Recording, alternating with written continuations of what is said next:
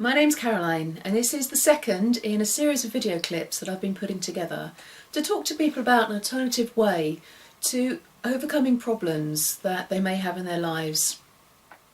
In the first video clip, I spoke about how the mind works, or how I see it working. Two parts of the mind, the conscious and the subconscious mind, and I see that very much as like the two elements of a computer. You've got the software, which is like the conscious mind, works very hard, turns on and off. But then you've got the powerhouse, the operating system that's always running in the background and very much the powerhouse of the computer. And if something goes wrong at the coding at that level, often even the software doesn't work very well. So what I'm going to do in this video clip is to apply that analogy and give you some thoughts, some ideas about how you can use your subconscious mind to manage your weight. Now, I make a very clear distinction between weight management and weight loss. What I aim to do is to help people manage their weight, to get down to a weight that's comfortable and stay there, which I think is very, very different to the constant yo-yo dieting that very many people experience throughout a large part of their lives. And I'm sure you don't need me to start talking about all the reasons to avoid being overweight. Diabetes, heart conditions, very dominant in the media at the moment. Also things like skin conditions can be related to obesity. And even psychological issues. There's now evidence that shows that when people lose weight, psychological problems they had also reduce. So it starts to build in the argument, is it actually the psychological problems that create the weight gain, or is it the weight gain that creates the psychological problems? So an interesting chicken and egg theory on that one.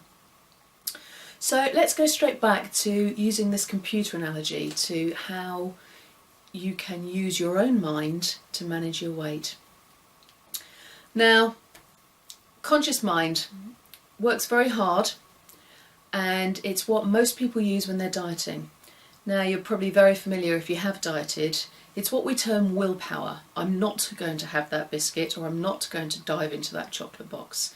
It's quite hard work, a bit like trying to row a boat upstream when the current's going the other way. You can do it for a period of time, but what tends to happen is if you had a bad day, if you're tired, then the oars come in the boat and you end up sailing right the way back down to the place that you come.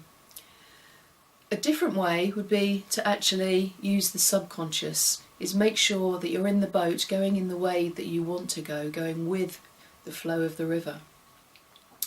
And that's very much down to then using the subconscious mind as the way to manage your weight. Now, the subconscious is incredible. It runs our body, and it actually controls many of our behaviours that we don't need to think about. If you remember when you learnt to drive, you probably had to think about it quite deeply. But soon it became a subconscious process, and I'm sure you, like me, quite often have got to your destination without actually having remembered half the journey, because driving, anything you practice on a regular basis, becomes a subconscious process. So our subconscious also controls a lot of our choices over food. You pick up the same things in the supermarket. You tend to eat certain things at a certain time of day.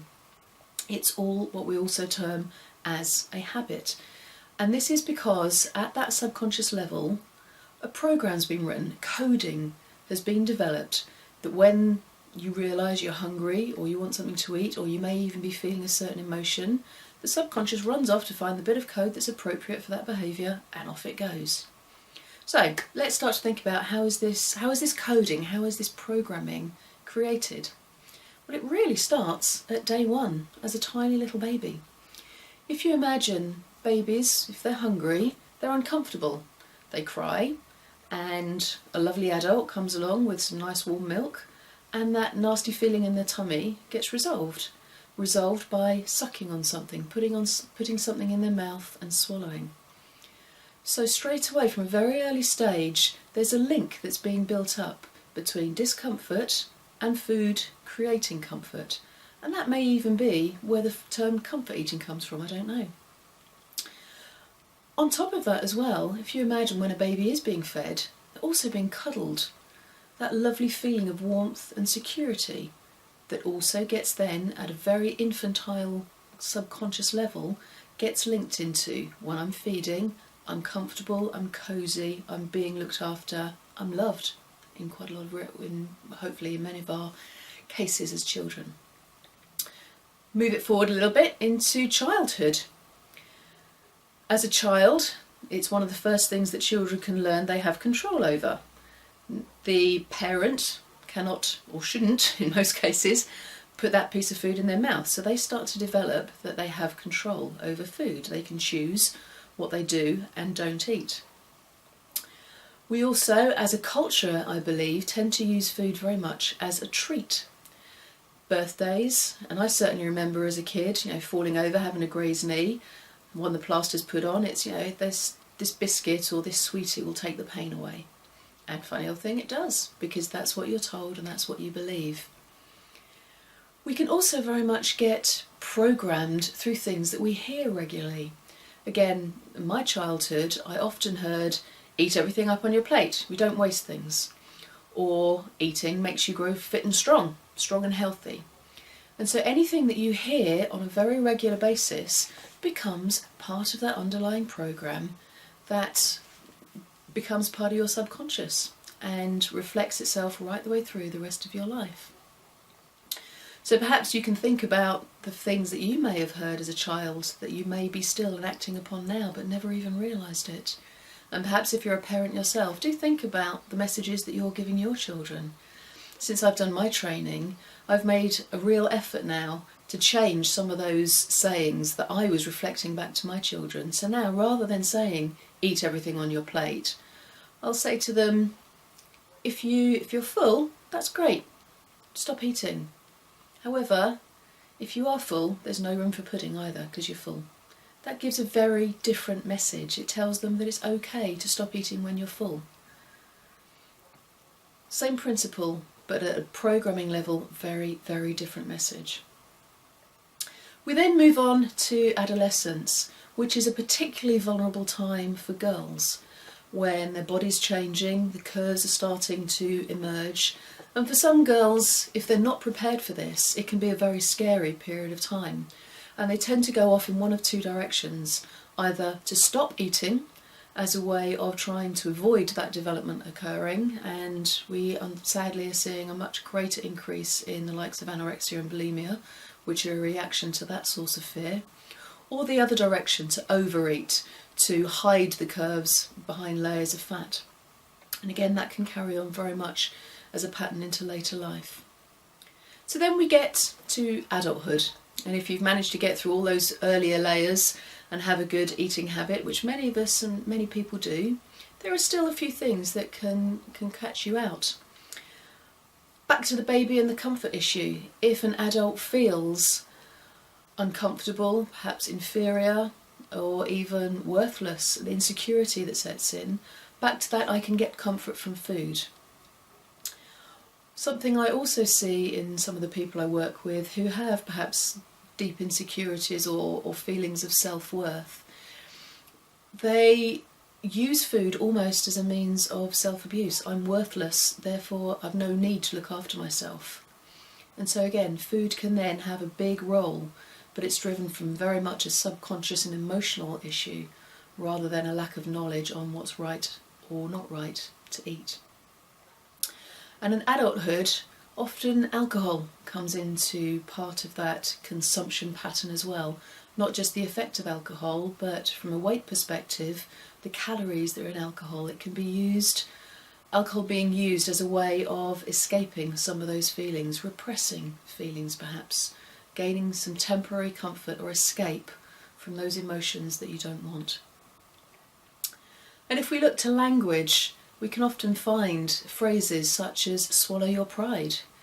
Using food again, swallow something, a physical action to repress a feeling that isn't perhaps appropriate to that time or not perceived to be appropriate. So, many, many layers as to how this coding, this deep subconscious programming can be developed. So, obvious question now is, can you change those programs? Can you change the code? And uncategorically, the answer is yes. What I do with the clients that come to work with me to help them learn to manage their weight is a process using hypnosis to rewrite that code. Now, a lot of people straight away when you say hypnosis start floundering and running a mile, because most people's experience of hypnosis is on the stage shows, TV shows, where people are made to do strange things. Now, all I can ask you to do is trust me and say that the difference between the stage shows and hypnotherapy are like two ends of the spectrum. Those people that get on the stage are choosing to get up there. They're not made to do it, they're choosing, because they're extroverts. They love being the centre of attention and they're more than happy to do the things that are being asked of them. So the perception that the hypnotherapist or the hypnotist has control over them is totally unfounded. When you're under hypnosis, you have complete control, and those people clucking like a chicken or doing whatever they're being asked to do are very much choosing to do that. However, the hypnotherapy, it's very much just a state of very deep relaxation. It sends the conscious mind, it shuts off that distracting software bit to get down to that fundamental code that's running the program. So all that I do when I work with people is help them to relax very deeply, so we together can then understand where that program is not working effectively for them and rewrite it. And it sounds very easy, and actually it really is. I've done a lot of work with many people, and there are some quotes, some case studies on my website if you'd like to have a look at them. It's great that people have been willing to give some evidence of how they've experienced it, rather than just me blabbering on. But to give you one example that always sticks in my mind, I worked with a lady quite recently who was a 3-4 a day chocolate bar eater. She would have something on the way to work, she'd have something at lunchtime, she'd probably stop on the way home at a petrol station, buy another couple of bars and have finished those by the time she'd get home. After our reprogramming session with her, she came in the next week with a big grin on her face and very proudly told me that she'd been carrying a Kit Kat around in a handbag all week and hadn't touched it. But the big difference is it wasn't that she hadn't touched it because she was denying herself. She hadn't wanted it. It hadn't had that same appeal to her that it did before we did our work together. And that is the fundamental difference between hypnotherapy and dieting. By reprogramming, by taking away that code that's making you want to eat those things that are not healthy, it means you don't want to do that behaviour anymore. As opposed to the dieting, the using the conscious, the willpower, which is that much weaker, and denying yourself. Now, I love chocolate. There's a big bar of chocolate in my fridge most of the time, but I can break off a couple of squares and put the rest back. So I'm not talking about denying yourself anything that you like. It's about knowing when to stop. It's about saying, yes, I'll have a chocolate biscuit, quite like that with my cup of tea, but I don't have the packet, and I certainly don't have one every day. I love having a piece of cake at a celebratory birthday. I don't eat cake every day because I just don't feel the need for it. Now, in the work that I do with people, once we've done the reprogramming, we also learn some other skills, things like visualisation, which is an incredibly powerful technique. And what visualisation helps to do is embed some of that reprogramming, some of that relearning, but also it gives people a much brighter future. They can see how they're going to change, they can see where they want to be, and it gives them a much greater control over their feelings. So it's not just the benefit of being able to start managing your food intake, managing your weight, but also applying that to other areas of your life. So again, unlike dieting, which is very focused on what you're putting in your mouth, some of the benefits of hypnotherapy spread very much wider. And so, next question I guess that may be on your mind is, how much is all this going to cost me? And now I believe very much in being open and honest about the investment that people would make with me if they choose to use hypnotherapy for weight management. Most people that come to me for this invest in 4 to 6 sessions, and a session is £50 each. But I do want to also talk about the same lady, the chocolate lady actually, who came to me and said, what I've realised is that through these changes in eating behaviour that I've made, I'm also now saving a lot of money. She wasn't drinking a bottle of wine every day. She was just having a glass or two at the weekends. She wasn't eating so many takeaways. She wasn't buying all the chocolate. And she thought that the investment she'd made in the work that we did together had been repaid within 2 months of her shopping bill. And it's not just that 2 months, obviously that saving was going to continue for hopefully the rest of her life. So it isn't a short-term fix, it's something that continues for a long term, gaining the benefits not only in the way you look, the way you feel, but also in your purse as well.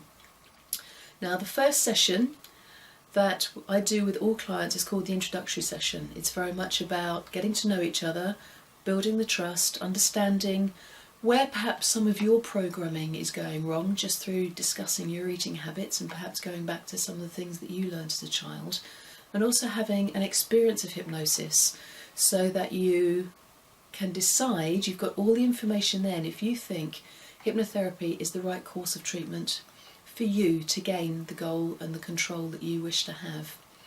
That first session, like all the others, are £50. But I am so convinced, and I want everyone to be very much like me, be able to be in control of their food and stay the size that they want to be without constantly denying themselves, constantly being on a diet. And so, as a way of encouraging people and hopefully convincing you that this system really, really works, is I'm going to make an offer of having that first introductory session at half price for £25. I'm also going to make a commitment that I will give you a personalised CD that you can then have at home to learn to relax yourself deeply and gain all those benefits of hypnosis, which will be personalised specifically to you.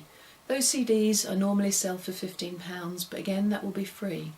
So for a £25 investment you're getting a service and a package worth £65. Plus it will give you what you need to know to decide whether hypnosis, hypnotherapy is the right thing for you to do, and to allow you to then commit to coming for future sessions where you'll learn and gain those skills that you need to manage your weight. So if that's an offer you want to take up, fantastic. You can either message me on Facebook or send me an email, which is caroline@addingzest.com, or phone number, very traditional, 01980 862725. Get in touch in whichever way you want. We can have a chat on the phone before we take things any further. Now, as I said, this is a series of clips. The third one, and the next one I'm going to be doing, is on insomnia. Another thing that can really disrupt people's lives and have a big impact on the quality of life. So if your sleeping patterns are not as good as they could be, you're not getting a good 6-7 hours sleep consistently every night, then I'll be posting another video clip up on Facebook and on the website on that very soon. So thank you for listening. I hope some of the stuff that I've said today has perhaps rung some bells, perhaps given you an insight into why your relationship with the food is the way it is. But more importantly, hopefully you now know it can change. And thanks for listening, and I hope to speak to you again. Bye bye.